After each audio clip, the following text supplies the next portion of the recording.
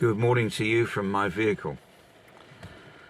It's raining outside, you might be able to hear it, so I'm sitting here in the dry.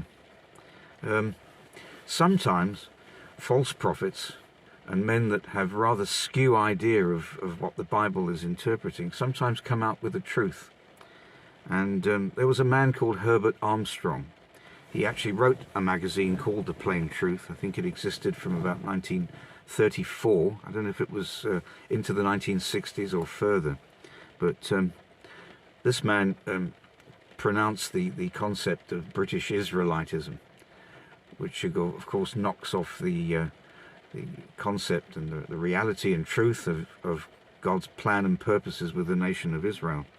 So Herbert Armstrong was very much a false prophet in many of the pronouncements that he made. But one thing that he did say, and he said it consistently against the tide, and that was that Russia and China would eventually ally. And he stood alone in this prediction. And I came across an article this morning, in fact 2 articles. One was in something called The Trumpet, and it was written in November 2017 by someone called Jeremiah Jarks. And it was asking the question, will a crisis occur over the Ukraine? And it described the Ukraine as the breadbasket of Russia. And as is written in the book of Daniel, it talks about alliances between various nations and various blocks of nations that would come against each other, kings of the north and kings of the south and kings of the east. And it's made me think about this morning. And are we one step closer? I believe we are one step closer to that end day. It's speculated about when the Battle of Armageddon will take place. I'm not going to go into that this morning, but I just want to point out the fact that Russia and China, and I noted it very clearly on mainstream media, and of course I think it tends to pass people by, especially people like me, when it comes to mainstream media. But I began to look at that and think to myself, a Russia-China alliance. This is something vastly bigger than just Russia's intent for Ukraine, or conversely also China's intent for Taiwan. They're very similar, aren't they, in their strategic ambitions.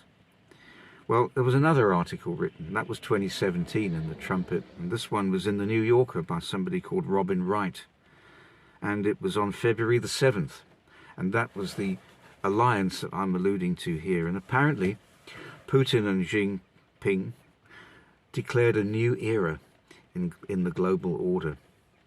I had that written down here. Apparently friendship, they said, between the two states has no limits. We're beginning to see alliances taking place.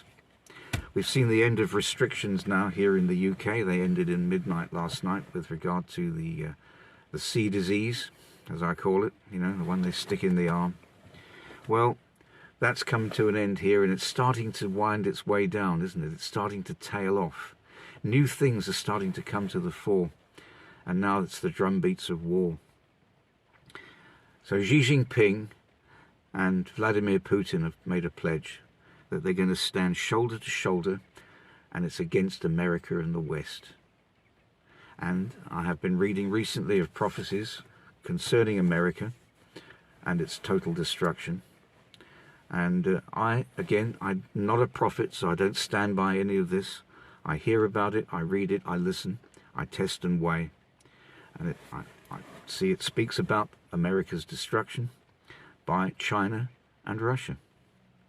And let's face it, a China-Russia alliance is something that we all should be taking note of.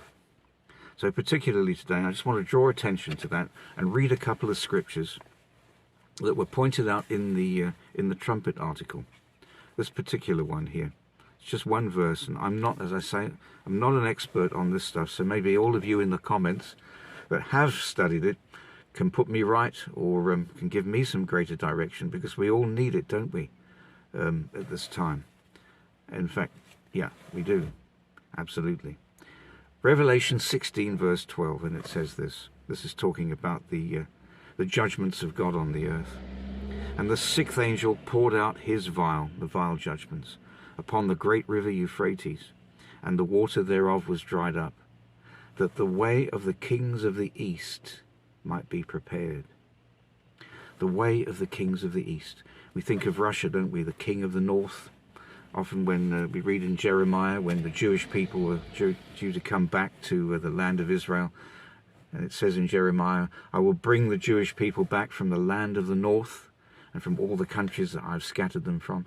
And we started to see in the 1990s a massive move of Jewish people from the Soviet Union into Israel. And the kings of the east, of course, it has to be obvious, doesn't it? We're looking towards China and those eastern nations. And the message that I wanted to touch on this morning, which I probably will still do, and will prepare, concerns one verse really in Daniel chapter 12. And again, this is all about the stirrings, isn't it? And of course the foundations being laid for the tribulation period. And it says in chapter 12 verse 1 of Daniel, and at that time Michael stand up, the great prince which standeth for the children of my people. And there shall be a time of trouble, such as never was since there was a nation, even to that same time. And at that time thy people shall be delivered, talking again of Israel, and those that will be joined to her, the body of Christ, and every one that shall be found written in the book. And those words written in the book, I'll be doing a study on the book of life, having a look at that and considering it. But all these things are machinations that are just beginning to turn and to twist, and we're starting to see these things happening. And sometimes true words are spoken through false prophets. They don't all get it right, do they? They talk about Nostradamus and this and that. And of course, sometimes they'll just come up with something and it'll come true. It can just be perhaps just the collection of probabilities out of something. But it doesn't show that they're prophets of God, but sometimes they do speak a true word. And thinking back to 2017, that article, there were already thoughts concerning the Ukraine. The Ukraine isn't the issue. This is a much wider prospect, especially concerning this alliance that we need to take note of. That hatred against the West. It isn't all about NATO. This is something far bigger. We're starting to see that rise of that 10-nation confederacy, the rise of all these nations that are about to come against one another. So all I'm doing this morning is just putting it out there. And yes, if you have some interesting points to make, and if you've had prophetic words about it, that will be really interesting to hear. So this morning I just draw your attention to Putin and Xi Jinping, and keep a careful watch, because we've got men now in power like Joe Biden, a complete, well, as he's been described by another brother of mine as a senile corruptocrat. I think that fits him perfectly. These men are being led, aren't they? Reminds me in Ezekiel 38 of I will put hooks in the jaw. I think it refers there to Magog. God putting hooks in his jaw and leading him. These men are going to be led to war. And it's going to actually look as though they're really going to want to be at war. And I think many of them do for strategic reasons, especially in the administration in the United States. But I don't normally speak politically, but I believe prophetically is where we need to be going this morning. And we need to be looking carefully at what's going on. It's painful to watch mainstream media, but sometimes we need to watch the strategies of the enemy to know how to pray and how to be aware and alert of what's going on. I'll leave that with you today. Have a blessed day.